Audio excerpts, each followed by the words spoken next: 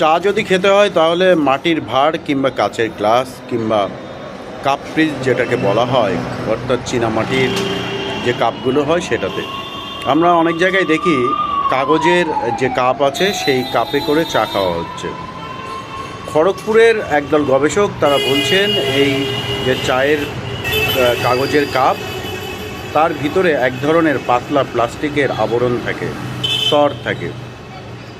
যখন গরম চা ওই কাগজের কাপের মধ্যে দেওয়া হয় তখন যে প্লাস্টিকের আস্তরণ আছে সেটা তাপে, অর্থাৎ চায়ের গরম তাপে সেটা ভেঙে যায় এবং চায়ের সাথে আমাদের শরীরে ঢোকে, যেটা ক্যান্সার হওয়ার সম্ভাবনা অর্থাৎ ঝুঁকি।